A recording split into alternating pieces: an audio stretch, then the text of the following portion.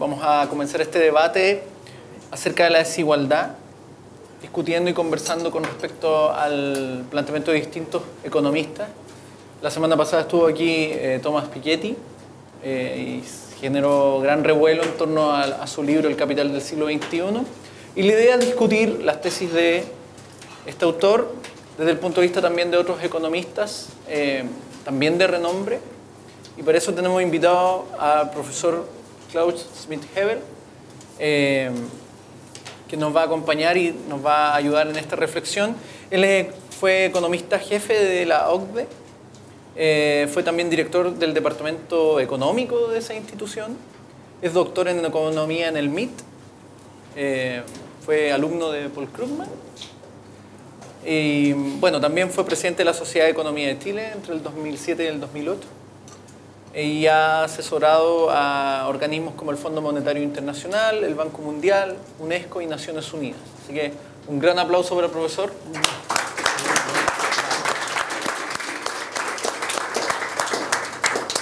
Y también tenemos a Axel Kaiser, ¿cierto? Abogado, máster en inversiones, comercio y arbitraje. Es doctor en filosofía de la Universidad de Heidelberg. Así que por eso también quiero darle un gran aplauso a él porque... Gracias. Y bueno, la conversación esencialmente queremos que gira en torno a entender esta idea de la desigualdad que parece marcar el debate público hoy día, no solo en Chile, sino que en el resto del mundo. Y quizás me gustaría partir ¿qué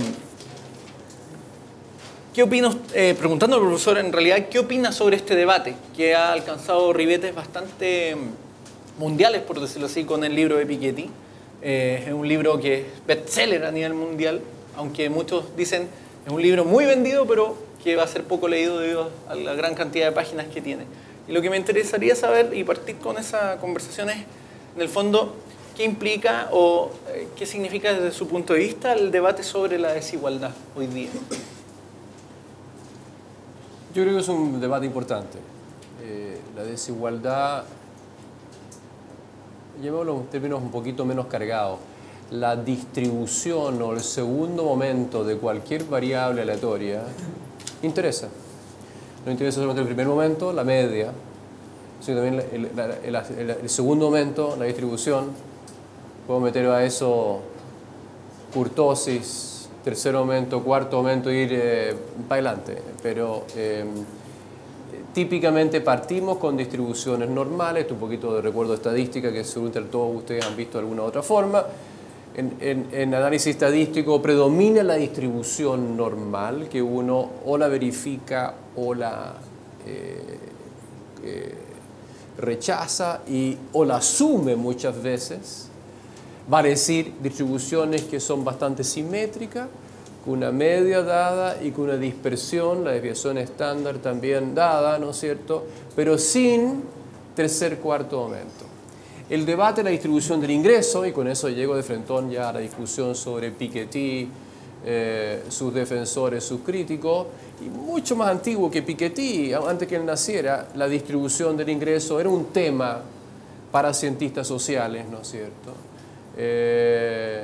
desde esto, el dueño de casa lo sabe mucho mejor que yo, pero seguramente desde el siglo XVIII en adelante, o XVII en adelante, o desde Aristóteles incluso, era un tema el hecho de que las personas fuésemos desiguales en múltiples dimensiones de la vida, incluyendo cosas como riqueza, consumo, ingreso, que miramos más los economistas, o talentos, intereses, entereza moral o ausencia de ella. Entonces, casi todo lo que caracteriza a un ser humano, más allá del individuo, a una sociedad integrada por el ser humano, tiene una cierta distribución.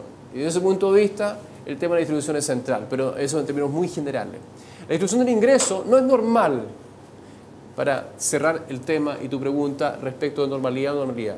No es normal en el sentido de que hay una cola larga, como en muchas cosas en las sociedades humanas, hay una cola larga de personas, ¿no es cierto?, que tienen un ingreso que es relativamente baja y una cola pequeñita de personas que tienen un ingreso proporcionalmente muy alto.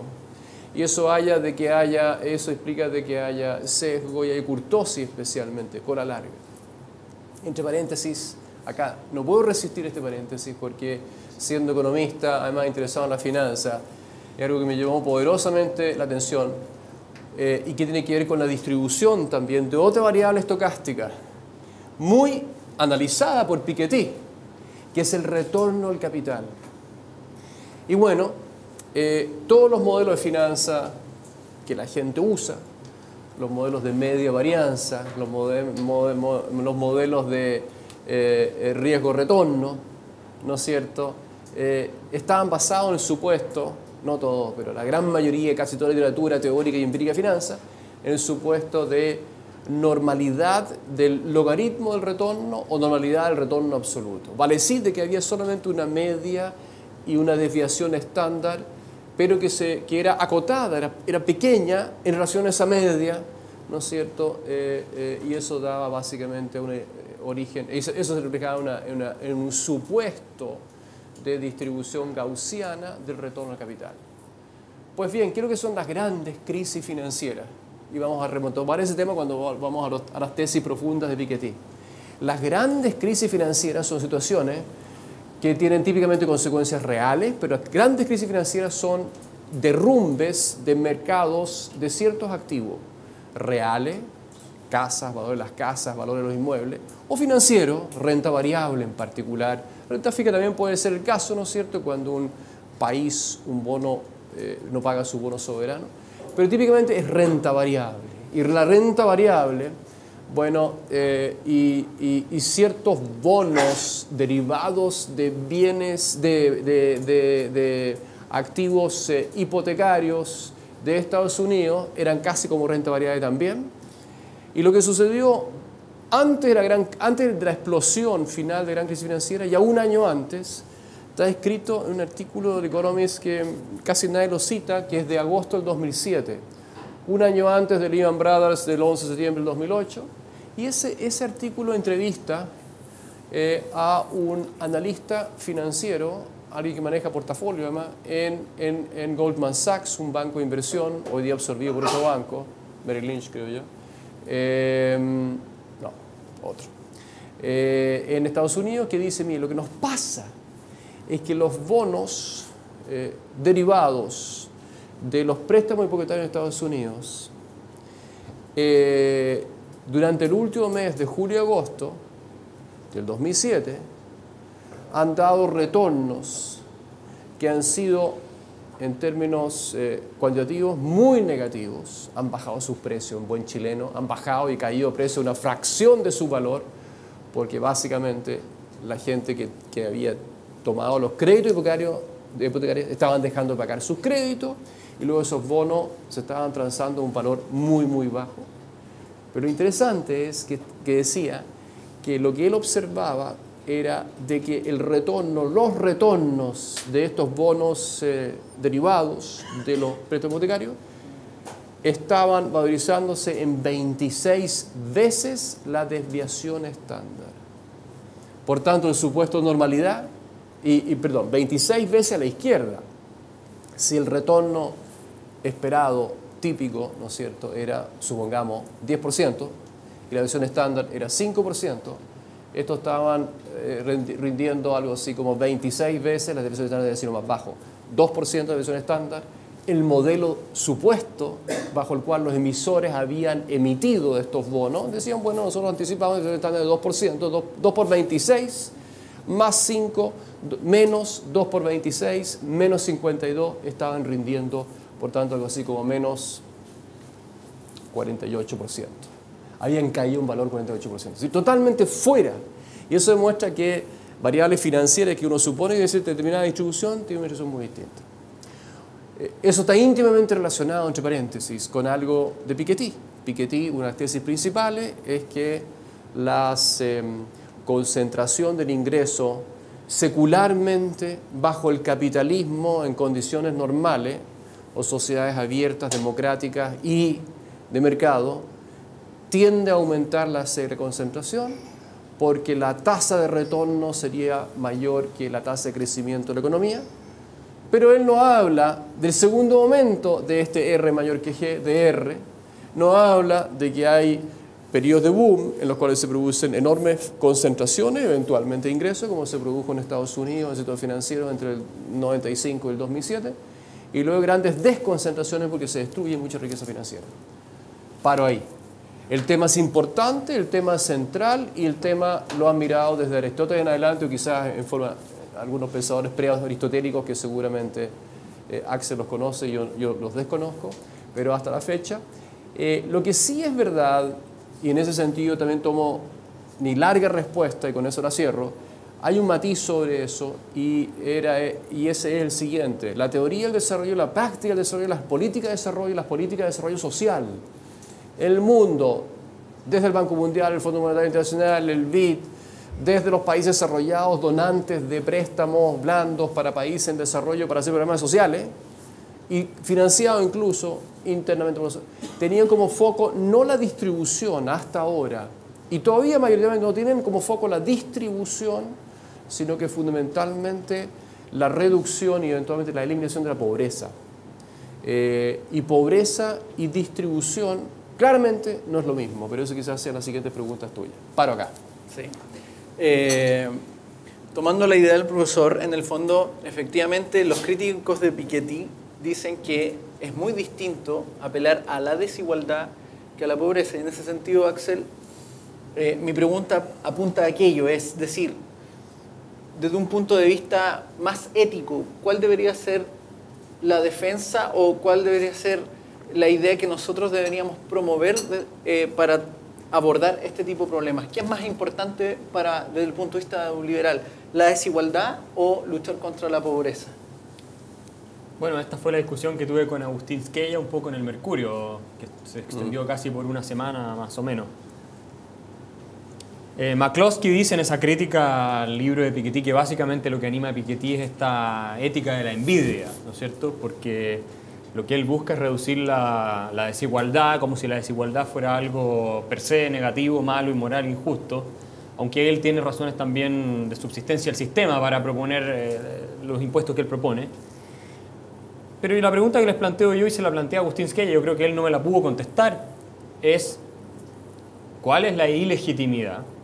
¿Cuál es el problema moral con un sistema que, respetando los derechos de propiedad y el derecho que cada persona tiene a desarrollar su proyecto de vida, conduce a un resultado que nos mejora a todos, o casi a todos en promedio, y al mismo tiempo genera desigualdad?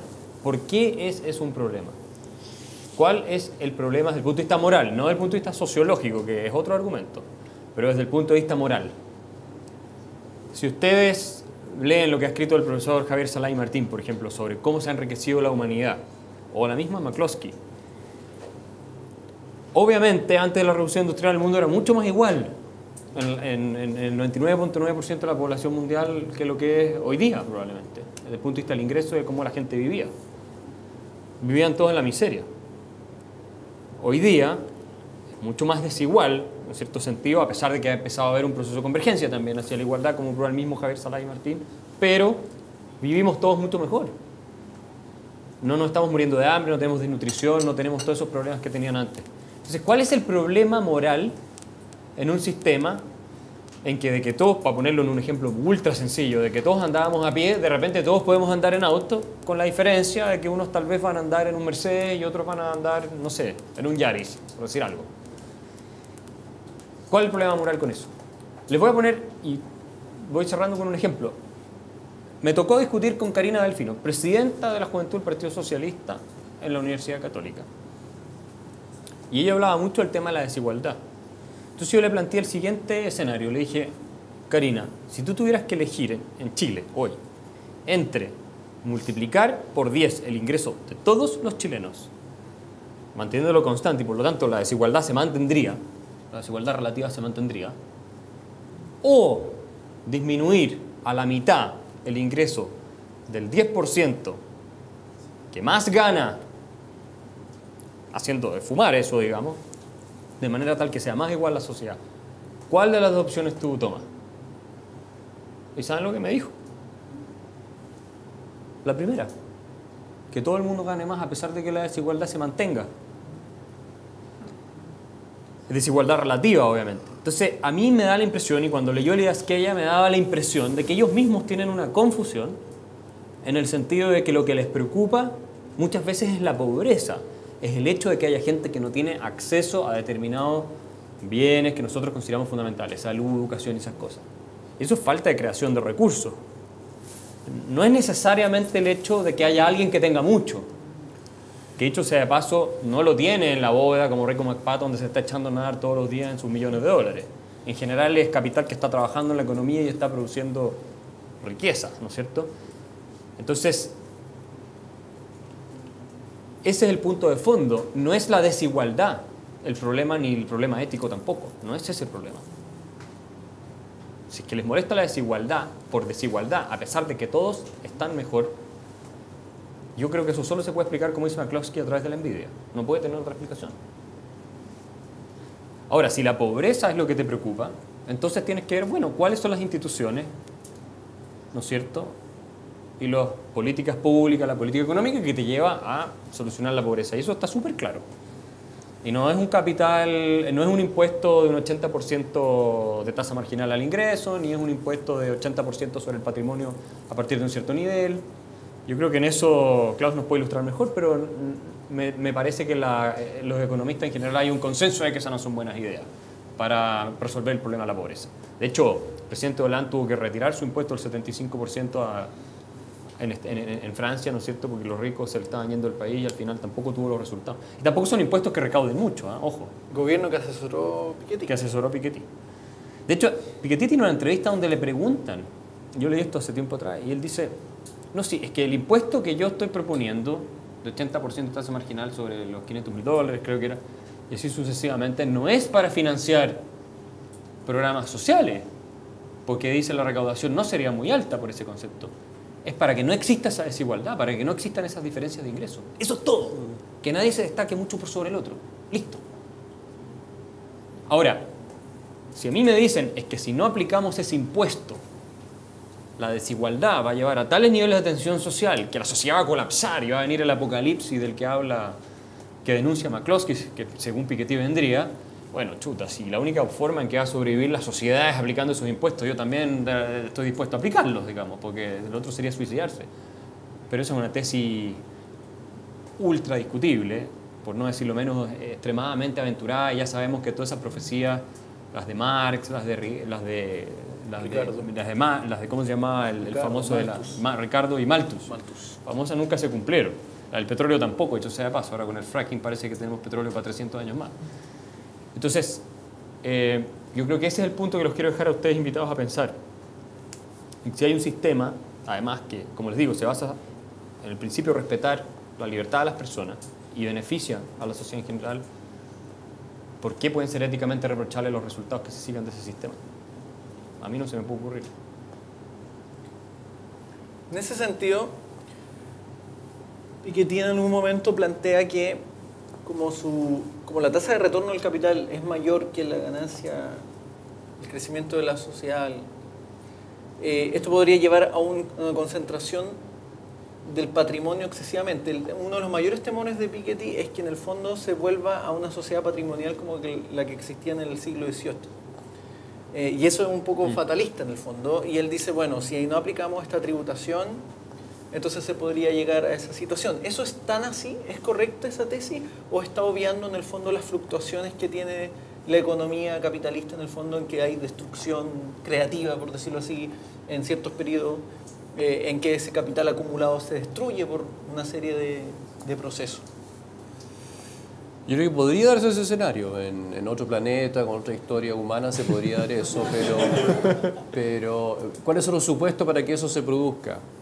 Número uno, R mayor que G, en palabras de no economista, que la tasa de retorno del capital físico financiero, R, sea mayor que la tasa de crecimiento de la economía, G, y la tasa de economía de crecimiento G es igual al aumento de las personas más el aumento de sus salarios por persona y por tanto productividad del trabajo y por tanto W, gorro, el aumento de los salarios, menor que G, crecimiento de la economía, menor que R.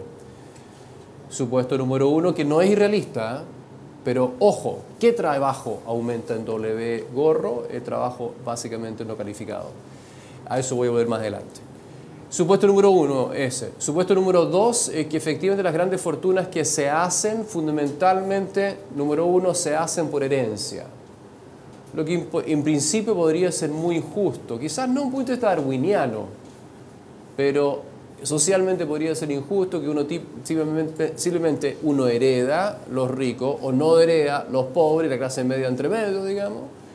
Y con esa herencia que crece a R mayor que G, mayor que W gorro, se concentraría aún más el ingreso. Pero ese supuesto, ciertamente, ese segundo supuesto, el primer supuesto no es una mala descripción en un mundo donde hay trabajo, no capital humano, trabajo puro y capital físico y financiero. El mundo es mucho más complejo que eso, a eso voy a llegar en 2 minutos.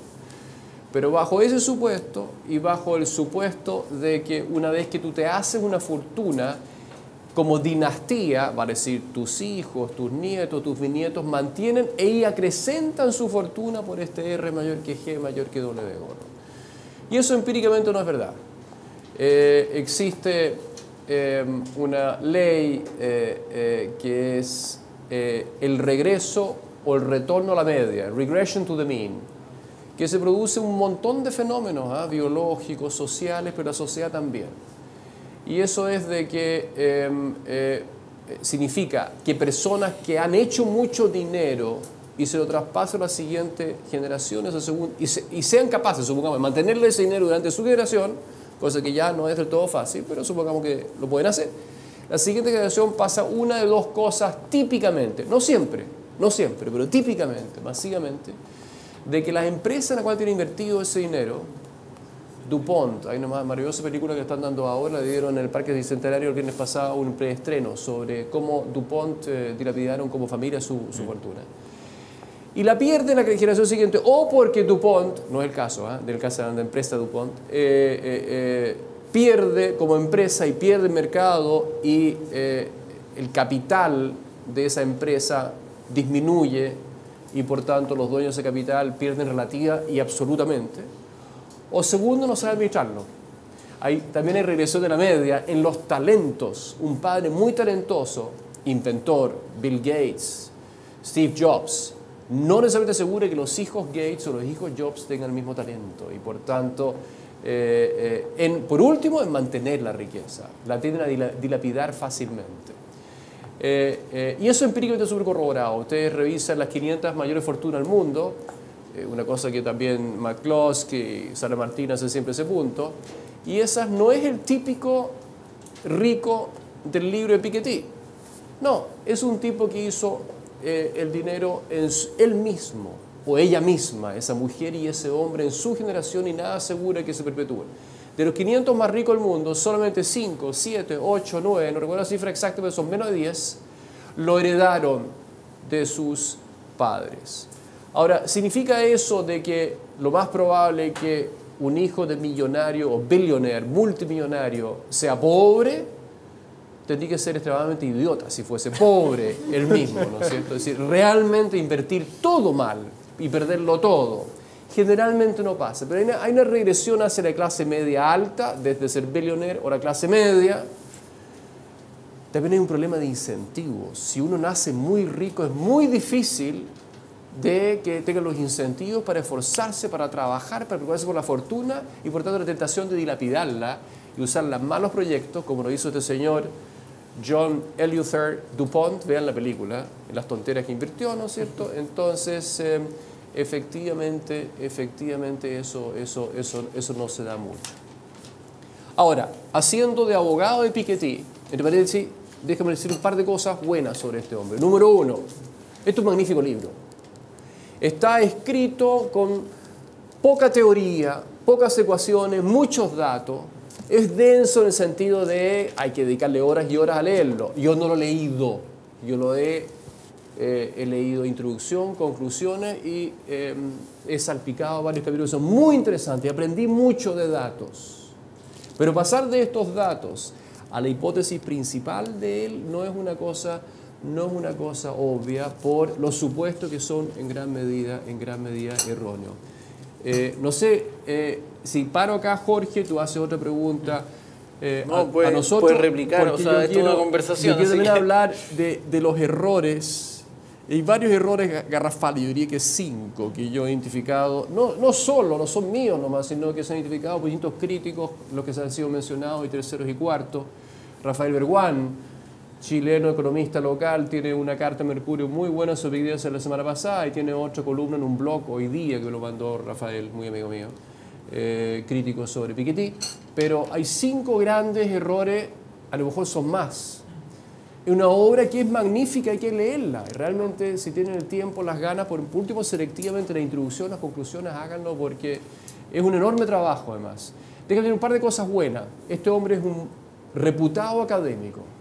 Es rankeado 398 dentro del único ranking que yo conozco mensual que se hace de la producción reflejada en publicaciones y citas de 30.000 economistas en el mundo.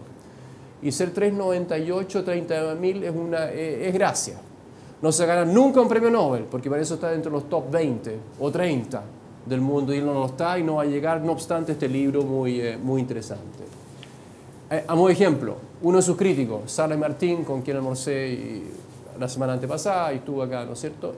Sarney Martín está rankeado 194. El tercer sudamericano está rankeado, lo conozco bastante cerca, soy yo, estoy rankeado 1120 en 30.000 economistas del mundo y soy el tercero de Sudamérica.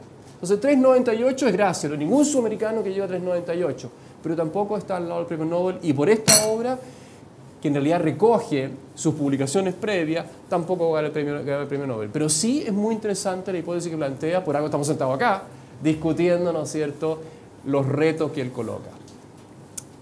Sobre él, ¿qué más? No mucho más. Yo tengo que decir algún momento, quizás al final, sí, necesito un pizarrón.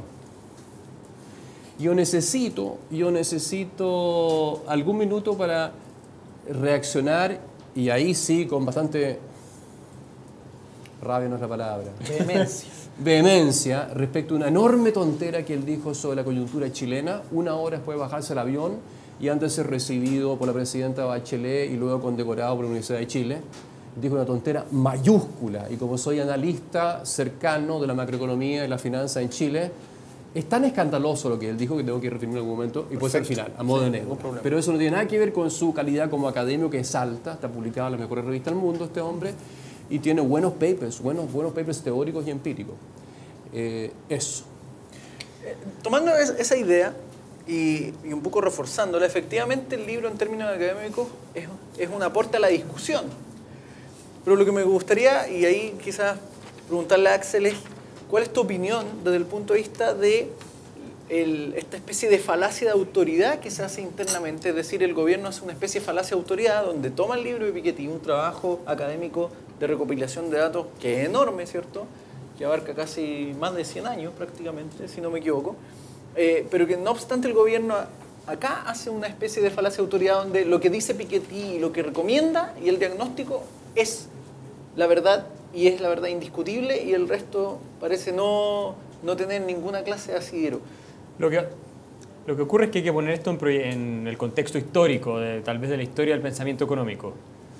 Algo tiene en común Piketty con Keynes, que es que Keynes, cuando saca su famosa obra, antes ya era famoso, pero su famosa obra, la teoría general de cómo el capitalismo tendía a producir los ciclos económicos y que el gobierno tenía que intervenir y la política monetaria tenía que asumir un rol, cosa que también se pasa a incorporar más o menos parte del mainstream.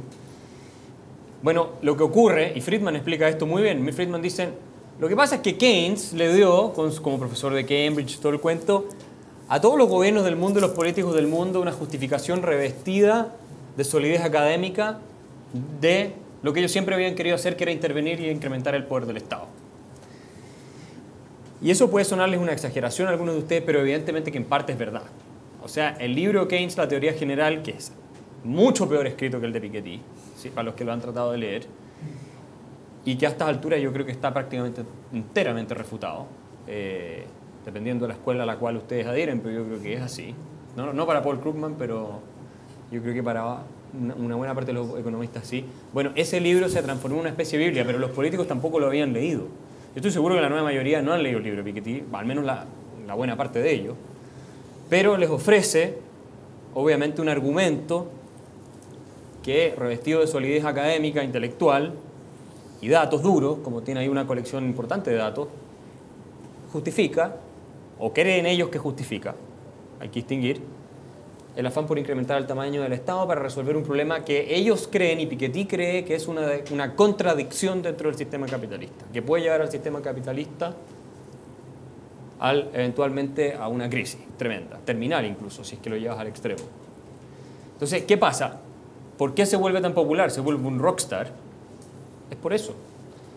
Si tú me preguntas a mí, yo creo que es porque Piketty, igual como Keynes en su época, a los políticos le está diciendo: ustedes no son parte del problema, ustedes son la solución al problema del sistema de economía libre o que genera la economía libre, siendo que Piketty mismo reconoce que el capitalismo es el mejor sistema. Igual como lo hacía Keynes. Keynes nunca dijo: no, hay que transitar al marxismo-leninismo, jamás. Lo que él dijo, que si queríamos, por eso le atribuye a Roosevelt y al programa del New Deal haber salvado el capitalismo de sí mismo, pero en realidad lo que hizo fue ofrecer obviamente un pretexto Keynes con sus libros y sus análisis para la intervención de los políticos. Y yo creo que esa es la razón por qué es tan famoso Piketty hoy día, en un tema además que es tan sensible como el de la desigualdad. Pero si tú lees, por ejemplo, la crítica que ha hecho Szathmáry Martino, la crítica que ha hecho la misma McCloskey dice que Piketty en muchos temas no pasa un curso de primer año de universidad, de introducción a la economía. Eso dice McCloskey. Yo no sé cómo está rankeada McCloskey en el ranking que tú dices, pero... Por debajo. Pero no es tampoco un economista que uno pudiera mirar en menos. Después, Szathmáry Martí también ha sido muy duro con las críticas, no sé si duro, pero ha sido bastante demoledor en la crítica. Entonces, como les digo, hay economistas, si tú pones dos economistas juntos, dicen hay tres opiniones sobre un determinado tema. Pero lo que sí está claro desde el punto de vista del fenómeno político, que es Piketty, yo creo que es eso. A mí me llegó un mail de Alfredo Yonian, que como ustedes saben es uno de los teóricos de la izquierda o la centroizquierda chilena más importante, en éxtasis por la visita de Piketty y mandando un resumen sobre la tesis principal de Piketty, y decía: no hace falta ser una persona de izquierda para leerlo, hace falta solamente ser culto y todo lo demás.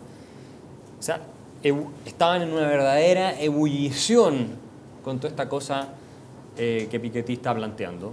Y voy a cerrar diciendo una cosa: Piketty no dice, uno, que haya que reemplazar el capitalismo, no lo dice ni un minuto. Así que los que creyeron que iban a encontrar eso con Piketty se equivocaron. Y tampoco dice que su famosa ecuación de que el retorno sobre el capital crece más rápido que el retorno en la economía o del trabajo, por decirlo de otra manera, implica que haya un grupo que está acumulando y otro que se está empobreciendo. No es un juego de suma cero. Tampoco dice eso. Corrígeme, Klaus, si estoy equivocado. Lo que dice Piketty es que el retorno de uno es más alto que el retorno sobre el otro y que por lo tanto la desigualdad relativa aumenta, pero no la desigualdad en términos absolutos. Lo que pasa es que él plantea que él detecta una regularidad en el fondo, presume detectar una regularidad en el capitalismo, que es su fórmula en el fondo de R mayor que G, pero en el fondo él dice o presume que eso podría llevar a una acumulación de patrimonio excesiva, donde en el fondo da un ejemplo en una de las primeras páginas donde dice que el sultán de Dubái podría incluso ser dueño de todas las bicicletas de Dubái ante la adquisición de la propiedad. Esa es la tesis central. Ahora mi pregunta iba con respecto a si lo que propone Piketty tendría algún efecto para evitar ese tipo de diagnóstico y si tendría algún efecto en generar mayores niveles de equidad, si podríamos llamarlo, o igualdad, de frenar esta tendencia que supuestamente tendría el capitalismo, si es que ese tributo a la herencia tendría ese efecto. Es difícil responderlo, bueno, tenemos mucha evidencia empírica en una dirección o en otra, pero especialmente la dirección de colocar ese tipo de tributos expropiatorios. A ver, ¿qué propone Piketty? Piketty propone muchas cosas. Un impuesto al capital global, vale decir, coordinado por todos los países. Un impuesto muy alto a la fortuna muy alta, por encima de cierto nivel, y eso dependiendo del país y del año. Imagínenlo de la siguiente forma: una persona que tiene una fortuna, qué sé yo, de más de 10 millones de dólares, 100 millones de dólares, 500 millones de dólares, sobre las utilidades que gana por encima de los 10, 100 o 500, y es una cosa social que habría que ponerse de acuerdo, ¿no es cierto? Propone un impuesto de 65% marginal, 75% marginal, parecido a lo que quería poner Hollande y después no lo colocó. ¿Es factible de hacer si el mundo se pusiera de acuerdo? Por definición, sí. La dificultad es que el mundo se ponga de acuerdo y las fortunas altas no abandonen la jurisdicción tributaria donde están afiliados, y Gérard Depardieu no deja París y se va a Moscú, y qué sé yo, no se van a Dubái, cuando hay todavía paraísos fiscales que no cargan el 65%. Eso es una cosa que él propone. Yo creo que es media irrealista. Y además yo creo que tratar los retornos del capital en función de la dotación correspondiente que tenga el individuo puede tener costos de eficiencia económica y también un costo de los incentivos. Yo creo que los costos de incentivos no son muy altos. No es que tú tienes 500 millones que te castiguen de los 500 millones para arriba los dividendos que tú sacas de eso. No sé, el 65%, probablemente eso no tenga un enorme efecto en la inversión en el mundo, si es que es coordinado en todo el mundo. Ahora, este sería un impuesto puro, ¿cómo llamarlo?, de envidia, efectivamente, porque hay impuestos más eficientes, más recaudadores también, que uno impondría ya en fortunas más bajas. La pregunta es, por ejemplo, si uno quiere un impuesto más progresivo, ¿por qué no mantener el 40% en vez de rebajarlo, como dice el gobierno actual a partir del 2018, del 40 al 35%? Eso recaude más y se coloca el 40% a todos, ¿no es cierto?, que bajarle un 35% del marginal a todos. Los supermillonarios, los millonarios, la clase media mediana, que paga de ahí para arriba. Entonces, lo segundo que propone, pero muy de paso, está como en las conclusiones, invertir más en innovación, invertir más en educación. Uno podría estar más de acuerdo con eso, pero eso no se desprende directamente del libro, no habla tasa de retorno a la educación. Y ahí yo quiero llegar, me descuelgo al tiro sobre una crítica que creo que es un error garrafal de él. Él analiza en una cuarentena o treintena de países altamente desarrollados lo que pasa con la distribución del ingreso. Y descubre y documenta muy bien que en algunos países de ellos, especialmente después de los años 60, en países fundamentalmente anglo, que son Inglaterra, Estados Unidos, se me escapa alguno otro, pero quizás también Canadá, la distribución de ingresos relativa efectivamente se concentra, el Gini sube bastante fuertemente. En otros países europeos menos claras en tendencia, pero también en desarrollados, otros países también tiende a aumentar un poco, algunos pocos países tienden a mejorar la distribución del ingreso. Concentra su trabajo en eso y lo asocia a lo que él llama relativa falta de pasividad del Estado o desmantelamiento del estado de bienestar que se construyó a partir de Roosevelt desde los años 30 a los años 70, especialmente después de revoluciones thatcherianas y reaganianas en Inglaterra, en Estados Unidos a partir de los 80 y las correspondientes reformas en otros países desarrollados. Eso básicamente es lo que él asocia. Ahora, ¿por qué es errónea esa visión? Porque en parte puede ser verdad, pero no he hecho una descomposición de verdad que vea distintos otros factores que creo que son al menos tan importantes como el anterior. Es un factor esencial que explica concentración en casi todos los países del mundo desarrollados y en desarrollo, es el hecho del colapso de los socialismos reales. Al menos tal cual como los conocíamos, las dictaduras comunistas colapsaron al menos sus sistemas económicos. En algunos casos, su dictadura sigue siendo incólume, estando incólume, Vietnam, China. En muchos otros países, Rusia, al menos el monopolio del Partido Comunista se acabó. ¿Para qué decir la democracia emergente Europa Oriental, que son efectivamente democráticas? De Rusia, no sé, no es muy democrático, pero pero ya es una economía hacia una economía de mercado con un montón de intervenciones, pero China igual hace una economía de mercado. Esa revolución sistémica, el colapso de los socialismos reales, a su vez estuvo asociado hacia la apertura económica, el comercio y en las finanzas internacionales de los países previamente cerrados. ¿Qué significa eso? Dieron la bienvenida al capital extranjero, léase los países desarrollados, a invertir en China, toda la fábrica en China, ¿no es cierto? Y el capital financiero, en la medida en que necesitaran, China no necesitó, todo lo contrario, exportó, necesitaran capital financiero, también muchas inversiones captaron países como los europeos orientales, Vietnam, etc. Esta integración por el comercio de bienes, por el comercio de servicios y a través de la movilidad internacional de capitales es lo que genera lo que se llama en economía la convergencia en ingresos. En niveles de ingreso, la diferencia porcentual entre China, Vietnam versus Estados Unidos desarrollado hoy día es mucho menor porque han crecido en estos 30 años a tasas muy elevadas. ¿Cuál es la consecuencia a nivel de pobreza de esos países? Y dentro de esos países, la pobreza ha caído a una velocidad enorme en China, en India, en Vietnam, en otros países, proporcionalmente a su tasa de crecimiento. ¿Qué ha pasado con la distribución del ingreso en esos países? Ha empeorado brutalmente. Se han concentrado los niveles de ingreso, por suerte. ¿Por qué? Porque es la otra cara de crear oportunidades de riqueza. Ahora, no todas esas oportunidades de riqueza fueron genuinamente de que los chinos más talentosos, los indios más talentosos, se asociaran a un joint venture con una inversión extranjera.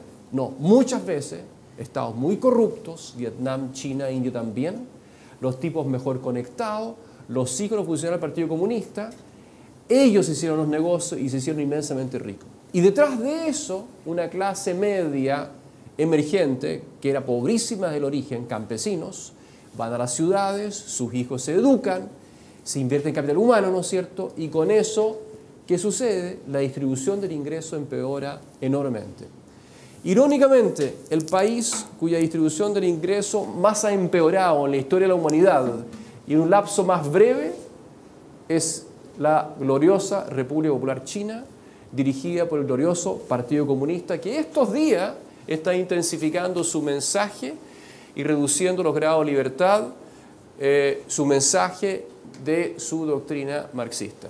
Estos días hay una represión muy fuerte a profesores universitarios, a medios en China, para evitar los pequeños ámbitos de libertad que se estaban generando dentro de China, pero es el partido que más ha empeorado la distribución del ingreso en un punto porcentual por año, o en un punto, el Gini ha empeorado desde 26 puntos el año 1978, 77 por ahí, 25 años más tarde, 2012, han llegado los chinos a 46 puntos. En términos relativos, en Chile, ¿qué ha pasado? Hemos bajado de 56 puntos a 53 puntos. 56, una concentración de ingresos muy fuerte, 1987. 1987-2012 China. 1987 teníamos un Gini muy concentrado, replegado en 56. Hoy día un Gini un poquito menos concentrado, en torno a 53. Ojo, hoy día es 2011, cuando salga finalmente la CACEN en 2013, ¿no? ¿Es la de 2013 o la de 2011 que tiene que salir? 2013, vamos a ver una mejoría adicional. Incluso hay gente que dice que Chile nos pasó por arriba ya y Chile está por debajo, moviéndose, ¿no es cierto?, en el coeficiente de Gini, pero eso lo vamos a ver recién cuando hagamos cifras más recientes. ¿Cuál es mi punto? Eso pasa en China, eso pasa en India. Hay oportunidades, muchas oportunidades de innovar, de invertir, de ganar altísimos retornos, mucho mayor que el R promedio del resto del mundo, tasa de retorno del 15, 20, 25% anual por muchos años, porque hay una mano de obra que todavía es barata, la mano de obra no calificada, enormes oportunidades para ingenieros, para técnicos, para físicos aplicados, para geólogos, ¿no es cierto?, para profesionales en China. De hecho, importan inicialmente mucho, hoy día los entrenan ellos mismos. Una gran concentración del ingreso porque quedan en el campo chino 600 millones de chinos que todavía son paupérrimos. ¿Se están muriendo de hambre? No. Están finalmente, después de 2 generaciones de dictadura férrea maoísta, se están logrando alimentar y un poquito más que alimentar, pero viven en pobreza extrema aún, esos 600 millones. Y los otros 600 millones de chinos, o 550, han migrado a las ciudades o trabajan en pequeñas industrias en los pueblos cercanos a los campos, ¿no es cierto? Y están entrando a las clases medias, bajas, emergentes, dejando la pobreza abyecta de sus padres, ¿no es cierto? Pero eso genera una dispersión enorme de ingresos. ¿Cuál es la otra cara de eso? Una China que exporta muchísimo y al exportar, exporta bienes nuevos, pero también bienes antiguos que antes producían Estados Unidos, Europa, Japón, Latinoamérica, México, Chile. ¿No es cierto? Las fábricas de calzado en Chile se acabaron y se acaban las fábricas de calzado en Chile, quizás hay 1 o 2 que sobrevivan, porque el 95% de nuestro calzado viene de China. Y esto significa para los chilenos una buena noticia, a no ser que hayas sido trabajador del calzado y estás desempleado ahora, y dueño de la fábrica de calzado y has tenido que cerrar, porque significa que el año pasado, por primera vez en la historia de Chile, el chileno promedio se compró 6 pares de zapatos. Yo compré 1,5 nomás, 3 zapatos. Pero el chileno promedio compró 6 pares entre zapatillas y zapatos, 6 pares en promedio. Una gran dispersión, hay gente que se compraba 24 y otros 2 nomás como yo, pero 6 pares, baratos. ¿Qué significa que sean baratos? Y yo lo ejemplifiqué con el operario de calzado.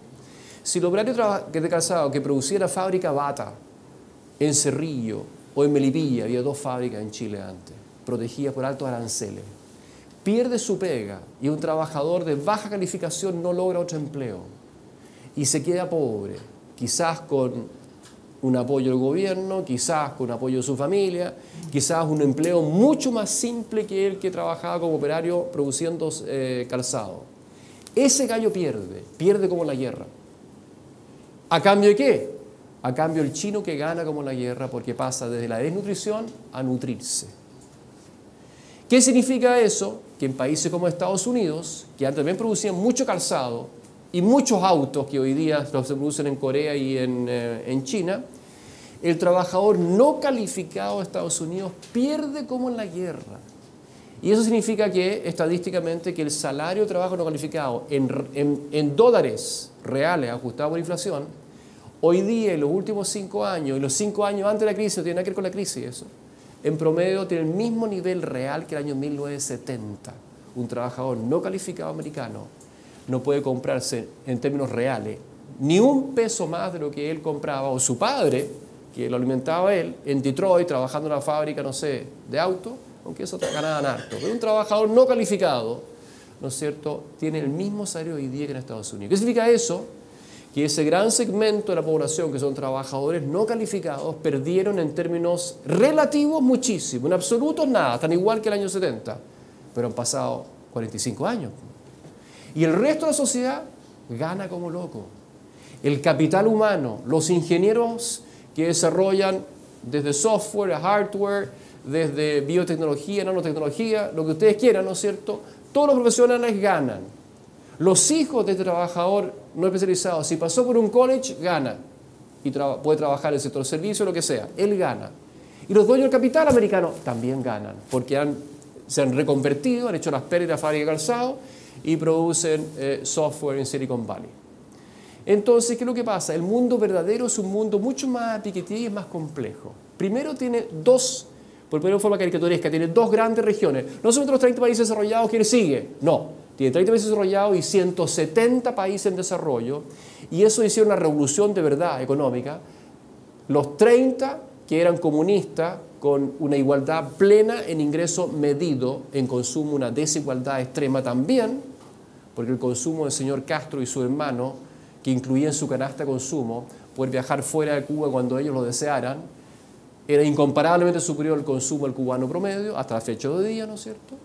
En ingreso medido, la misma igualdad, no sé, el mismo nivel de ingreso, más o menos, un coeficiente Gini 26, países excomunistas pasaron de un Gini 26 a 46,50, países desarrollados se concentró el ingreso y hay una región en el mundo cuya concentración del ingreso mejoró. ¿Cómo se llama esa región? No documentado simplemente por Piketty, él no sabe nada de países en desarrollo, uno no se metió con los datos del país en desarrollo. ¿Qué región en los últimos 30 años mejoró la distribución de ingresos? La región que tenía originalmente y todavía no tiene la peor distribución de ingresos, América Latina. La única región del mundo, y hay 7, África subsahariana, Medio Oriente y Sahel y Cercano Oriente, el norte de África, Asia del Sur, Asia Sudoriental, ex Unión Soviética, Europa Oriental, países desarrollados y América Latina. 7. De esas 7 regiones, macro regiones del mundo, geográficas y económicas más o menos similares, una sola mejoró en Gini, de un promedio más o menos de, como Chile, 56, 57 a 53, 54. Brasil, que pesa mucho, va un poco más atrás que nosotros, mejoró de 58 a 55, algo así.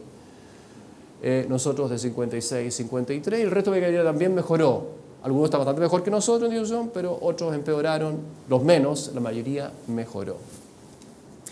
¿Por qué? Por 2 razones, por crecimiento y por ciertos programas antipobreza focalizados. Fome Zero, que en portugués y en español significa hambre cero, un programa que es el único programa efectivo que introdujo Lula y lo heredó la Dilma. Es la única cosa buena que hizo Lula, creo yo, en materia de programas sociales y económicos, es ese programa. Bajó enormemente a través de subsidios focalizados en los sectores más pobres que sufrían hambre, en el nordeste y en el centro de Brasil en particular. Y en Chile igual hicimos políticas focalizadas que algo ayudaron, poco, pero algo ayudaron. Y eso significa mejorar un poquito los Gini. Entonces, ¿cuál es el punto? Veamos la medición. El Gini en los últimos 40 años empeora en los países desarrollados. El Gini empeora brutalmente en los ex países socialistas en transformación, algunos democráticos y de mercado, Europa Oriental. Otros puramente de mercado, mixto, con un Estado todavía fuerte como China, Vietnam.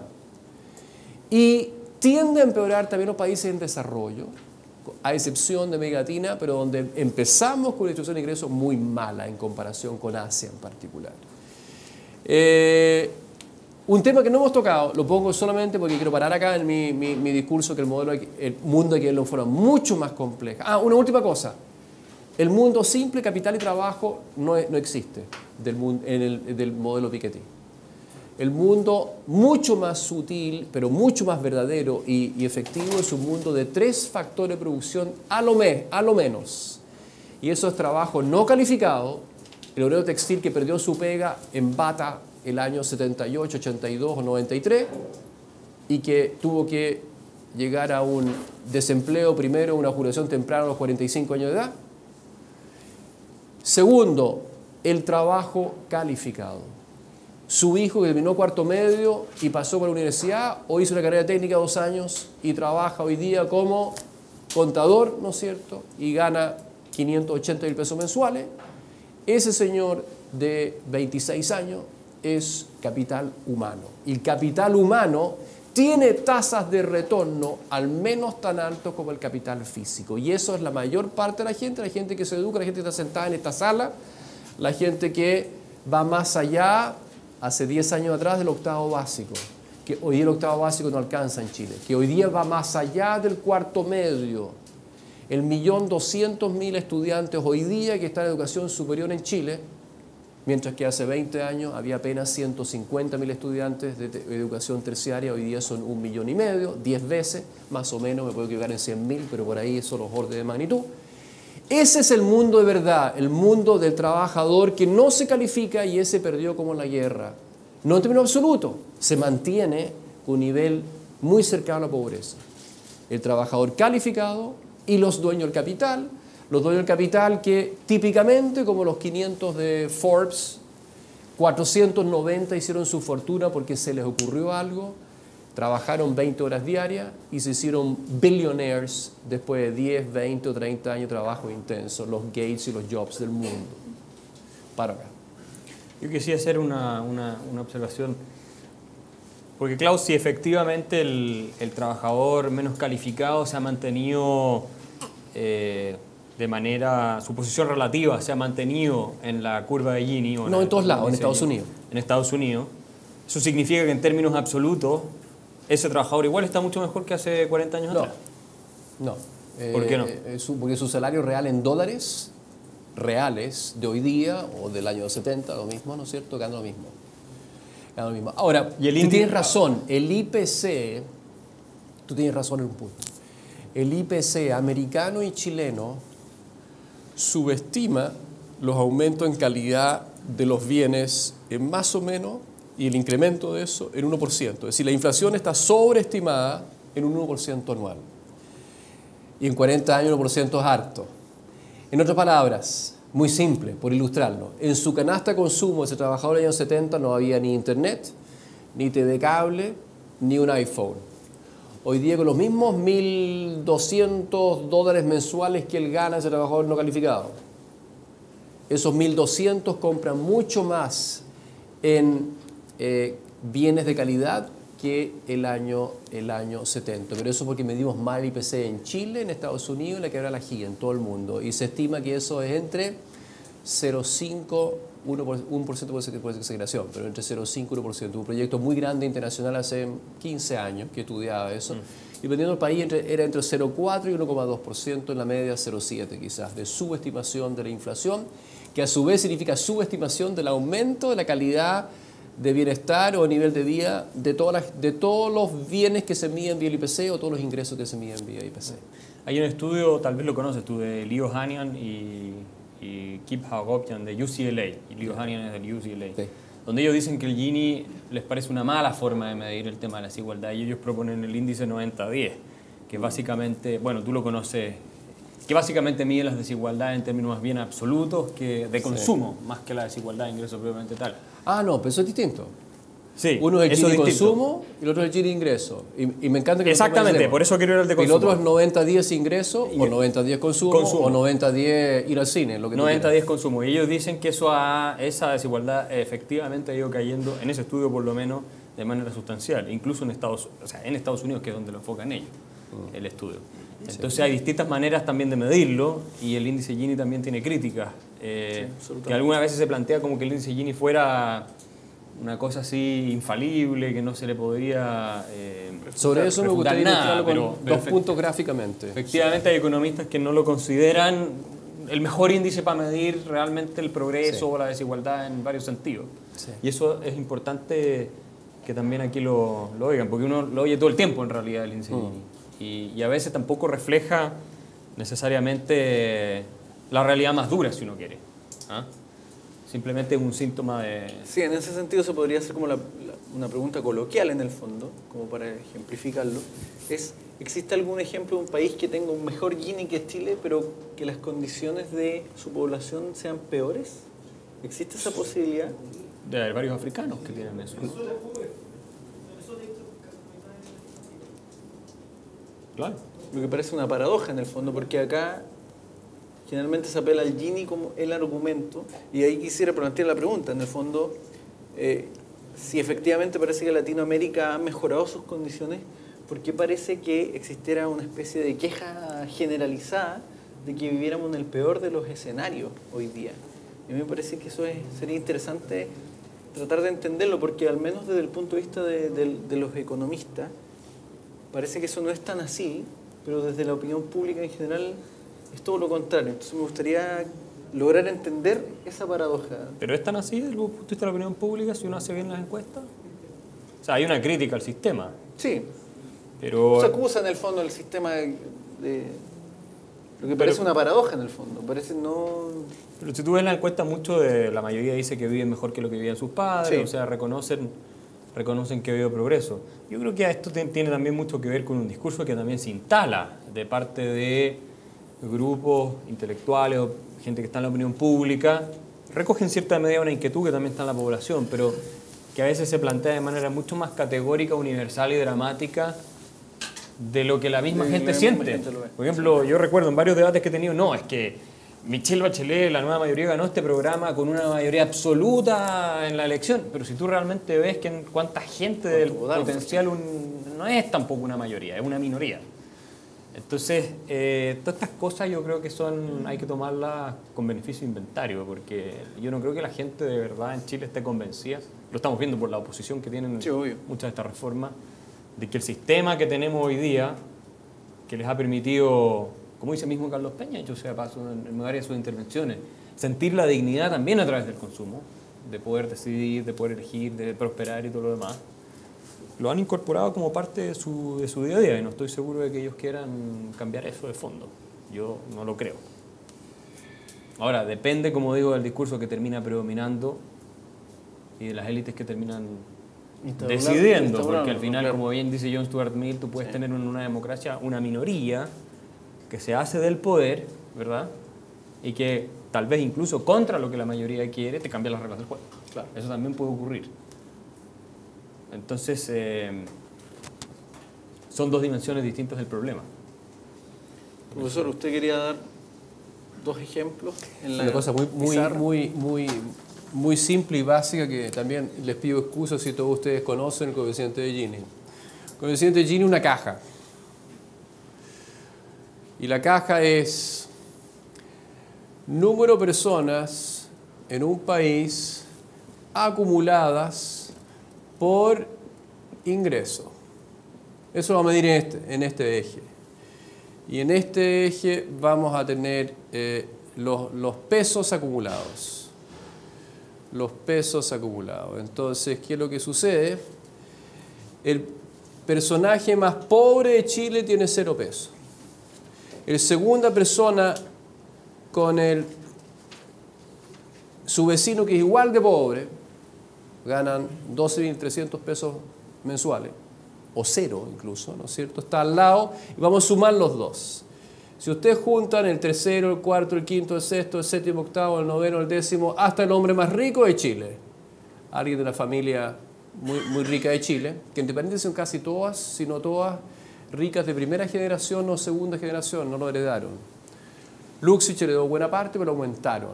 Pero buena parte de los otros, ¿no es cierto?, son ricos de primera generación. Los súper ricos están acá. ¿Qué es una sociedad totalmente igualitaria? Es una recta de 45 grados, porque todos reciben el mismo ingreso. Piensen esto, que una sociedad agraria, súper comunitaria, de 500 personas, no sé, y que cada uno tiene 3 granos de trigo o 30 granos de trigo y con eso vive al día y se hace un pancito. El primero, 30 granos. El segundo más el primero, 60 gramos. El tercero más el segundo más el primero, 90. Y esto es una recta, ¿no es cierto?, que termina cuando juntamos todo el ingreso de esta sociedad, todo el ingreso de Chile. Esta curva se llama curva de Lorenz. Y el profesor Gini, un matemático italiano de comienzo del siglo XX o siglo XIX, lo que dijo, bueno, el coeficiente de Gini se mide como el área de lo que está entre una sociedad perfectamente igualitaria y la sociedad real. Los pobres tienen poco, los ricos tienen mucho y por tanto mientras más guateada sea, más desigual. ¿Cuál es el caso de una sociedad totalmente plutocrática? El coreano que en tercera generación heredada gobierna los destinos de Corea del Norte, que tiene un nombre como... Gracias. Este señor, no nominalmente, pero de facto, tiene todo el ingreso nacional de Corea del Norte. Todos los más tienen 0. Él les da un poquitito porque es buena gente, no quiere que se mueran todos de hambre, pero su ingreso es todo el ingreso nacional. Esto es una sociedad totalmente desigualitaria. Esto es totalmente igualitaria. El mundo real está entre medio, por supuesto. Sociedades como las escandinavas tienen un Gini mucho más parejo y, por tanto, el área del Gini es menor. Sociedades como la nuestra tienen el 53% del triángulo total, 53% está ahí. ¿Ya? 100% de Gini, o un Gini de 100, significa el coreano. Y la sociedad igualitaria, ¿no es cierto?, tiene un coeficiente de Gini de 0. Ahora, ojo. Segunda cosa. ¿Cómo cambiamos el Gini? Aumentando o disminuyendo esta masa. Toda política económica social con algún impacto sobre los ingresos y su distribución cambia la forma de este Gini. Pero es muy distinto cambiarla arriba, al medio o abajo. Políticas que se concentran exclusivamente en la pobreza absoluta, lo que intentan es mover la gente que tiene un ingreso básico inicial, de manera de subir su torta acá abajo, subir la línea de los que tienen poco, acercarla a la recta 45 grados, acercarla. Partir de un ingreso, digamos, que no sea cero, sino que sea, por ejemplo, un ingreso ético mínimo mensual por familia de 200.000, 400.000 pesos. Ustedes lo fijan, ¿no es cierto? Y con eso garantizamos que todo chileno incondicionalmente tenga 400.000 pesos su familia por mes. No es de 400.000, no podemos financiarlo hoy día, pero supongamos que 400.000 no lo pudiésemos financiar, ¿no es cierto? En ese caso, la familia 1 parte por 400.000, la familia 2 parte por 400.000 y estaríamos por abajo hasta la gente que autónomamente genera más de 400.000 y esa gente, por tanto, vamos para acá, hacemos una cosa así. ¿Cómo lo financiamos? Con impuestos eventualmente progresivos, hacemos que las clases medias, las clases altas paguen vía impuesto al ingreso esto. O impuesto al consumo, que me gusta mucho más, que es mucho más eficiente. Impuesto al consumo no. O IVA, o qué sé yo. Pero bueno, haríamos una cosa más plana de lo que sería la efectividad del ingreso.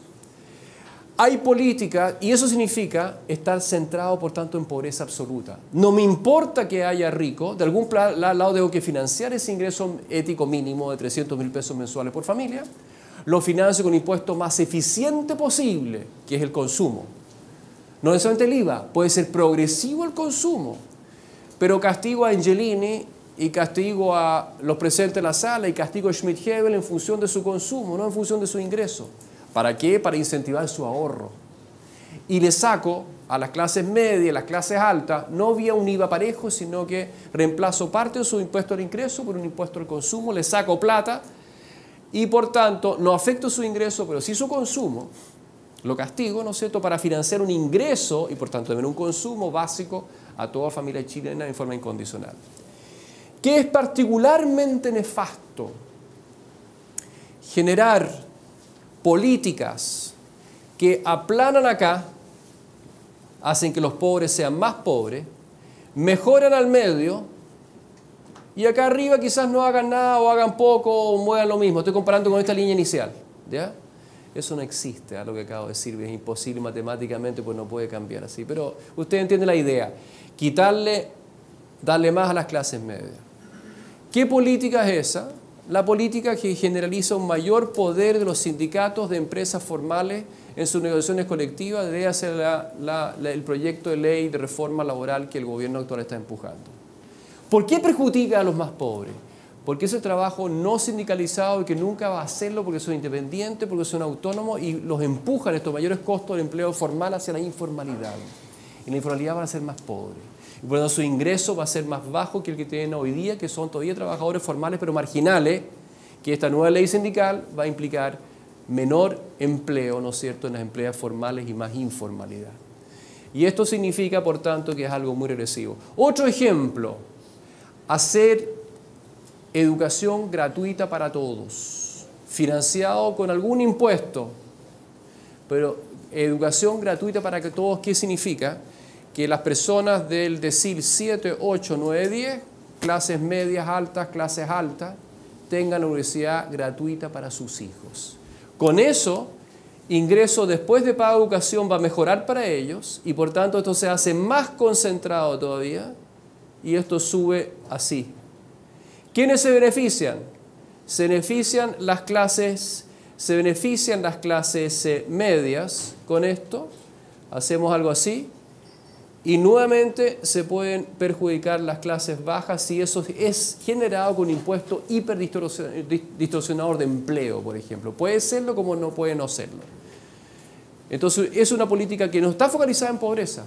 Está focalizado de acceso universal a la educación, ¿no es cierto? Y eso beneficia claramente a los sectores altos que hoy día financian la educación de sus hijos y que una educación gratuita y universal. Entonces hay que tener mucho cuidado al relacionar políticas supuestamente distributivas con el impacto efectivo que ellas tienen sobre dos variables que son claves en una sociedad: eficiencia y distribución. Y distribución es lo mismo si esto se mide, y perdón, muy importante, pobreza absoluta. Pobreza absoluta. Yo soy de la escuela que creo que la pobreza absoluta importa mucho. Es moralmente inaceptable, es económicamente ineficiente tener gente en pobreza. Y por supuesto que la línea de pobreza es algo que tiene cierto elemento de subjetividad. ¿Dónde está la línea de pobreza de una familia de 4 miembros? Está en 400.000 pesos, en 200.000 pesos, en 180.000 pesos. No sé, yo sé que es más que 180.000 pesos para dejar de ser pobre y es menos de 500.000 pesos. Pero ¿dónde está exactamente? No sé, depende de las condiciones, los gastos, si hay un niño que requiere clases especiales porque es medio inválido, qué sé yo qué, depende mucho de las condiciones. Pero por ahí está, la pobreza es la que importa. ¿Cómo se distribuye después los impuestos a la cosa? Yo creo que es mucho menos importante que la distribución relativa. En otras palabras, yo converjo con Axel completamente en decir, la distribución importa si detrás de la distribución mala hay una pobreza que nace de una falta de igualdad de oportunidades. En Chile está lleno de chicos, grandes y viejos, que no han tenido o no tienen las oportunidades justas que esta sociedad con un ingreso per cápita de $20.000 puede financiar. Y eso es responsabilidad de todos nosotros. Diseñar mejores políticas, trabajar en trabajo voluntario, a través del sector privado, a través del sector público, aportar para que cada chileno tenga la oportunidad que merece un punto de vista moral y ético y que sería además económicamente ineficiente dilapidar esos talentos que él tiene no dándole las oportunidades. Entonces, finalmente la pregunta moral de fondo. Supongamos una sociedad que ciertamente no es Chile hoy en día, una sociedad que tenga plena igualdad de oportunidades. Y pensemos en países que llegan cerca de eso. Yo sinceramente creo que Nueva Zelanda llega cerca de eso. Yo creo que Canadá llega cerca de eso. No todos los canadienses, no todos los neozelandeses tienen realmente una igualdad de oportunidades plena como le garantiza la ley, las políticas sociales, de educación del país correspondiente, pero casi todos. Y en esa sociedad, esa igualdad de oportunidades, ¿la van a aprovechar todos los que tienen la igualdad de oportunidades? No, porque los talentos y los intereses están distribuidos en forma no normal ni siquiera, pero están distribuidos en forma desigual. Hay gente con mucho drive, muy motivada por surgir, muy motivada por trabajar duro, y hay gente que no está motivada por trabajar duro, por surgir. Pero en la medida en que haya tenido igualdad de oportunidades con el compadre muy talentoso que tenía al lado, que fue su compañero, el mismo colegio bueno, el neozelandés y el canadiense, el mismo colegio bueno, pero del curso se gradúan solamente pocos talentosos, muchos medianos y algunos sin ningún talento. Entonces, algunos van a poder aprovechar esa oportunidad, otros no. Pero lo importante es que a todos los niños chicos y grandes y jóvenes le demos la misma igualdad de oportunidades. La misma igualdad de oportunidades. Por esa sociedad quiero pelear. Esa sociedad me gustaría tenerla, que nosotros la tuviésemos y que la construyan ustedes, que son los jóvenes de este país. La construyen los siguientes 10, 20 y 30 años. Una verdadera sociedad de igualdad de oportunidades. Una vez que eso está, si el Gini es .30 o .50 o .25, a mí no me importa mucho. Quizás todavía hay algo mejor en una sociedad que tiene un Gini más bajo. 35 es mejor que 50, por otras consideraciones secundarias. Pero las primarias las hemos alcanzado si hemos dado a cada chileno, a cada neozelandés, a cada canadiense, las mismas oportunidades para surgir, para formar una familia, para vivir más feliz. Yo creo que hacer tal vez una precisión semántica, pero es importante, la hacía Friedman a propósito de la igualdad de oportunidades. De lo que Klaus está hablando, en realidad, más que igualdad de oportunidades, que tú las podrías lograr con una ENU, que ponga a todos al mismo nivel de miseria. Tú estás hablando de igualdad de oportunidades, pero de muy buenas oportunidades. Sin duda. O sea, educación de calidad, salud de calidad, cosas bien hechas. No es lo mismo, ojo. No hay que confundirse el concepto. Por eso Friedman dice en Free to Choose que la igualdad de oportunidad es un mito. Hayek lo destruye también en su libro Law, Legislation and Liberty. Y Röpke, que es un poquito menos tal vez libertario, también habla en contra de la igualdad de oportunidad entendida así. Porque la concertación, la nueva mayoría de la izquierda dice, no, pues si nosotros vamos a lograr igualdad de oportunidades, vamos a estatizarlo todo y todos van a la misma calidad de colegio. Claro, es igualdad, pero es igualdad allá abajo. Lo que le interesa a Klaus, lo que me interesa a mí, a los que estamos aquí, es que haya mejores oportunidades para todos. Que los que hoy día van al Santiago College, las políticas públicas sean capaces de lograr colegios que se acerquen a ese ideal, digámoslo así, ¿no es cierto? Así es. Levantar la cosa para arriba y no nivelarla hacia abajo. Entonces, es una precisión semántica. Yo quería también, a propósito de la distribución del ingreso, hay un paper muy interesante de Robinson con Acemoglu y otras personas más, en el cual ellos llegan a la conclusión de que no existe evidencia concluyente de que la redistribución lleva a cabo en democracias, digamos, occidentales, que ellos tienen ahí todos los casos, efectivamente mejore la desigualdad en la distribución de ingresos. Y que en algunos casos incluso la empeoran cuando pasa lo que dices tú, que se están haciendo este tipo de política, porque hay toda una dimensión de political economy en esta discusión, que es una cosa es cómo harías tú la política pública en el pizarrón y la diseñaría, y otra cosa es lo que pasa cuando tú la implementas, que los grupos de presión, que el lobby y todo lo demás. Son cosas muy diferentes. Y ahí está el problema, que yo lo discutí con algunos amigos míos que le encantan las políticas públicas, y les digo, sí, me reconocen que hoy día la política social en Chile, por ejemplo, es súper ineficiente, que hay serios problemas con la política social en Chile, incentivos para que la gente no declare, mienta y toda la cuestión. Y después ellos mismos te dicen, no, pero asumen que su modelo, una vez aplicado por la misma estructura que está haciendo las cosas mal ahora, sí va a funcionar. Entonces, es otra dimensión de la discusión. Estoy totalmente de acuerdo contigo en lo teórico. La pregunta es cómo, y yo te la planteo a ti, ¿cómo hacemos para que efectivamente tengamos ese tipo de política pública responsable, focalizada, que no sea regresiva y todo lo demás? Desde el punto de vista del political economy es un desafío muy grande. En la macro, y también en política de regulación, yo creo que tengo matices y o diferencia importante con Axel. Y tengo que decirlo porque mi actividad principal es macroeconomista y difiero bastante de lo que dijiste tú. Yo creo que hay un rol para políticas keynesianas contracíclicas y hay un rol para políticas regulatorias financieras contracíclicas y hay un rol de rescate de las economías y de los mercados financieros en crisis extrema. Pero eso da para otra discusión. Esa posición he llegado después de muchas décadas de investigación y trabajo en lados distintos, da para otro debate más adelante, no es el que congregas tú ahora, pero tengo que responderte porque mi posición en eso es bastante distinto. Tengo que terminar por último, si tú me permites, Jorge, con la anécdota de qué es lo que dijo cuando se bajó el avión este hombre. Yo creo que es un gran académico, insisto, Pepe es muy respetable y este libro también es respetable, por algo estamos acá sentados discutiéndolo. Pero el tipo dijo una brutalidad extrema y esa fue de que él declaró al bajarse del avión de que la caída del crecimiento en Chile se debía principalmente por la caída del precio del cobre y eso estaría demostrado porque el caso de Brasil, que también habría sufrido una caída similar en crecimiento entre el 2013 y 2014-15, similar a la de Chile. También le había caído su producto de exportación equivalente al cobre, que en el caso de Brasil sería el petróleo. Y por tanto, la implicancia que la reforma tributaria que aprobó nuestro honorable Congreso con tanto entusiasmo y casi unanimidad el 1 de septiembre pasó a ser ley, ¿no es cierto?, el año pasado, la reforma tributaria no tendría ningún efecto sobre la caída en el crecimiento del año 2014 y tampoco lo tendría, por tanto, el 2015.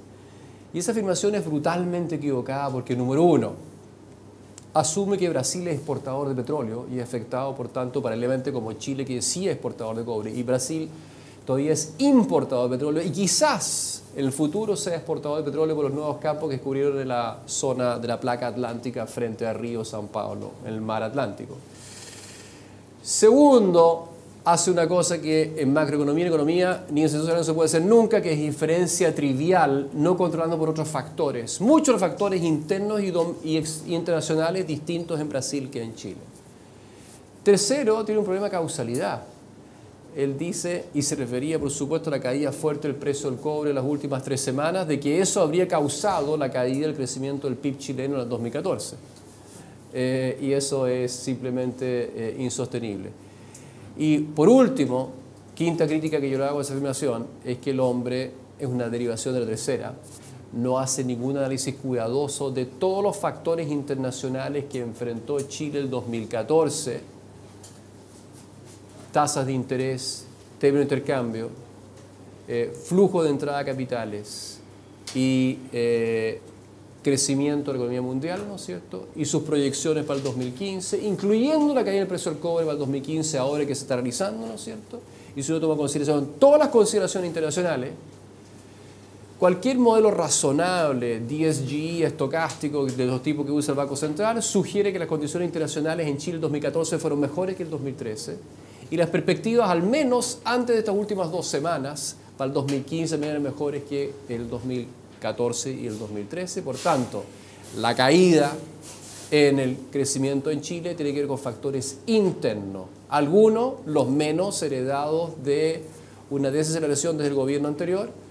En mi opinión, los más relacionados con las reformas estructurales aprobadas y las incertidumbres respecto de otras futuras reformas que el gobierno está haciendo. Y más importante de todo, y con eso termino y hago una cosa redonda sobre esto, con efectos muy inciertos en la distribución. ¿Por qué creen ustedes que parte del paquete de reforma tributaria, la única medida que claramente es además concentradora, pero que además es conveniente para los sectores de ingresos medios altos, se tomó, que fue reducir la tasa de atribución a personal del 40 a un 35%, no por su eficiencia, porque los congresistas, todos ellos, y los burócratas que diseñaron reforma, todos ellos están en el 40% marginal y por tanto se ven beneficiados por reducción del 40 al 35% y ellos mismos legislaron a partir del año 2017.